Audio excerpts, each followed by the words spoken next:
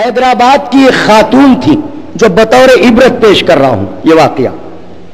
بزرگ خاتون تھی, بوڑھی تھی, مگر مولا سے بڑی محبت تھی ان کو, بڑا عشق تھا ان کو, انتہائی مفلوق الحال تھی.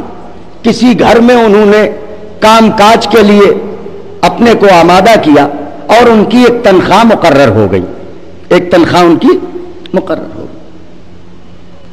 جب تنخواہ کا وقت آیا تو گھر والوں نے وہ تنخواہ ان کے سامنے پیش کی. ایک جملہ انہوں نے کہا, ان کا اس میں سے 2 روپے مجھے دے دو, باقی پیسے اپنے پاس رکھ لو. تو ان کا کیوں؟ کہ اس لیے کہ ہم کربلا جانا چاہتے ہیں, تو یہ پیسے آپ کے پاس رہیں گے تو زیادہ اچھا ہے.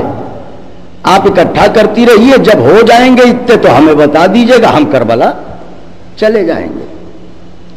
چند مہینے گزرے, اتفاق یہ ہوا کہ گھر کے لوگ کربلا جانے لگے.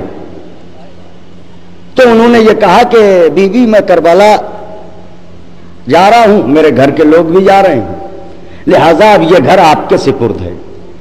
تو انہوں نے کہا کیا ابھی اتنے پیسے ہمارے نہیں ہوئے کہ ہم بھی چلیں؟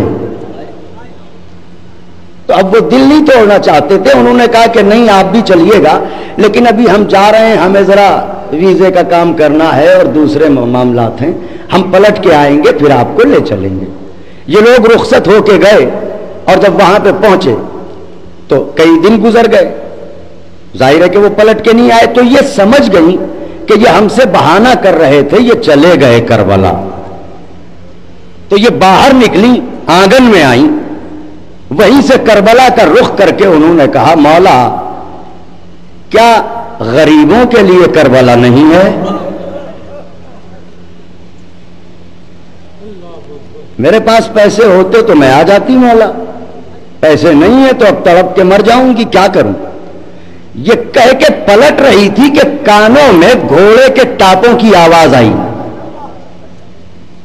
مڑ کے جو دیکھا تو کیا دیکھا, ایک نقاب پوش سوار گھر کے آنگن میں موجود ہے. اس نے کہا اے مومنہ,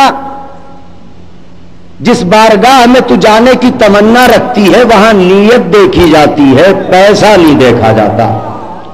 تو نے ابھی فریاد کی تھی, انہوں نے بھیجا ہے مجھے کہ جاؤ اور میری چاہنے والی کو کربلا لے آؤ. ایسا کر میرا دامن پکڑ لے, آنکھیں بند کر, چل کربلا. آگے وہی, اس نے دامن پکڑ لیا, آنکھیں بند کی, کہا آنکھیں کھول. اس نے آنکھیں کھولی, اب جو دیکھا حرم سرکار سید الشہداء ہے. دروازے کے اوپر کھڑی ہے. اس نے کہا ہم کہاں آ گئے؟ کہ تو وہیں آ گئی جہاں رسول آتے ہیں, جہاں فرشتے آتے ہیں, جہاں انبیاء آتے ہیں. یہ زہرا کے لاڈلے کی قبر ہے, یہ فاطمہ کے جائے کی قبر ہے, یہ نبی کے نواسے کی تربت ہے, اسی کو کربلا کہتے ہیں. یہی حسین آرام فرما ہے. تڑپ گئی, بے قرار ہو گئی, دوڑی, ذریح اقدس سے لپٹ گئی. مولا ایسی لاج رکھتے ہو غریبوں کی, میرے آقا اتنی جلدی آوازوں کو سنتے ہو, میں کیسے شکریہ ادا کروں, کیسے احسان چکاؤں.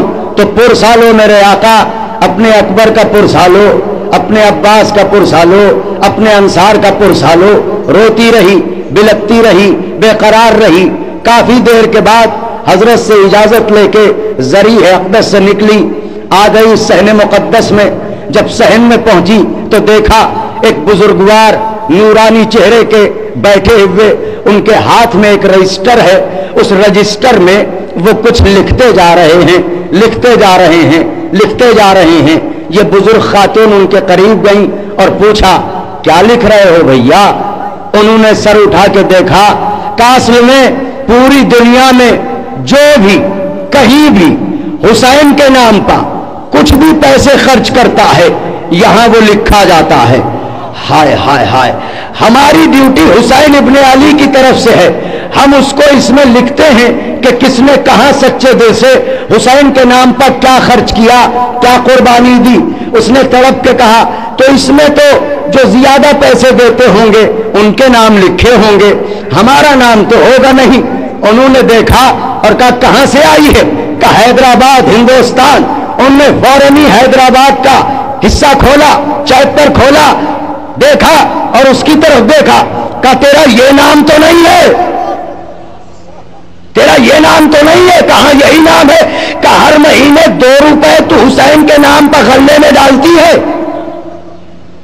اس نے کہا ہاں میں کیا کروں، میرے پاس اتنے ہی پیسے ہو پاتے ہیں، میں اپنی تنخواہ سے 2 روپے لیتی ہوں، امام باڑے کے غلے میں جا کے ڈال دیتی ہوں۔ انہوں نے فرمایا ہر مہینے 2 روپے تیرے یہاں پر لکھے ہوئے ہیں حسین ابن علی کے رجسٹر میں۔